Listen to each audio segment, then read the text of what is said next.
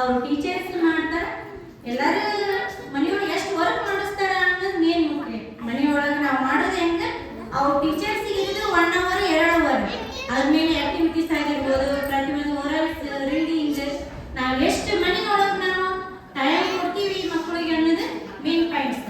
ಅದ್ರ ಮೇಲೆ ಎಲ್ಲರೂ ಪೇರೆಂಟ್ಸ್ ಹೇಳೋದೇನಂದ್ರೆ ಟೀಚರ್ಸಿಗೆ ಜಾಸ್ತಿ ಫೋರ್ಸ್ ಮಾಡೋದಕ್ಕಿಂತ ಮನೆಯೊಳಗೆ ನಾವು ಮಾಡಬೇಕು ಅನ್ನೋದು ಒಂದೇ ನಾನು ಮಾತು ಹೇಳಿದೆ.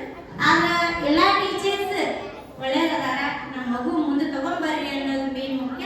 ಅವ್ರು ಕೇಳ್ಕೊಳ್ಳೋದೇನಂದ್ರೆ ಮಕ್ಕಳಿಗೆ ಡಿಸಿಪ್ಲಿನ್ ಮತ್ತು ಏನು ಹೆಂಗೆ ಇರ್ತಾರ ಹೆಂಗಿಲ್ಲ ಅನ್ನೋದು ಮೇನ್ ಅವರು ಹೇಳ್ಕೊಡ್ತಾರ. ನಾವು ಹೇಳೋದೇನು ಅಂತ ಹೇಳಿ ನಮ್ಮ ಮಕ್ಕಳಿಗೆ ಒಳ್ಳೆ ವಿದ್ಯಾಭ್ಯಾಸ ಕೊಟ್ಟರೆ ಎಲ್ಲರಿಗೂ ಖುಷಿಯಾಗಿರ್ಬೇಕು. Okay, thank you.